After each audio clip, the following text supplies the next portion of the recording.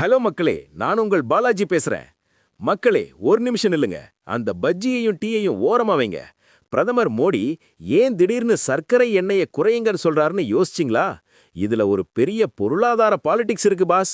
India வருஷத்துக்கு கிட்டத்தட்ட 1.5 லட்சம் கோடி ரூபாய் அந்நிய செலவாணிய வெறும் சமையல் எண்ணெய் இறக்குமதிக்காக மட்டும் செலவு பண்றாங்க. யோசிச்சு பாருங்க, நாம ஊத்துற ஒவ்வொரு ஸ்பூன் எண்ணெயும் நம்ம நாட்டு காசை அடுத்த நாட்டுக்கு அனுப்புது. நாம ஒரு 10% பயன்பாட்டை குறைச்சாலே அந்த 15,000 கோடி மிச்சமாகும். அதை வச்சு எவ்வளவோ ரோடு போடலாம், ஸ்கூல் கட்டலாம். சர்க்கரை, இது ஒயிட் பாய்சன்னு சும்மா சொல்லல. ஒரு சராசரி இந்தியன் வருஷத்துக்கு 20லிருந்து 25 கிலோ சர்க்கரைய உள்ள தள்ளுறானா. இதனால என்ன ஆகுது? இந்தியா இப்போ உலகத்தோட நீரிழிவு தலைநகரம், டயபெட்டிஸ் கேபிட்டல். சர்க்கரையை கட் பண்ணுனா 30 நாள்ல உங்க இன்சுலின் லெவல் சீராகும், வெயிட் குறையும். இல்லைனா மாசம் 2000லிருந்து 5000 ரூபாய் வரைக்கும் மாத்திரைக்கும் இன்சுலினுக்கும் அழுவணும். இது உங்க சேவிங்ஸை காலி பண்ற சைலண்ட் கில்லர். நாம என்ன நினைக்கிறோம், நான் வாங்குறது 1 லிட்டர் எண்ணெய் தானேன்னு.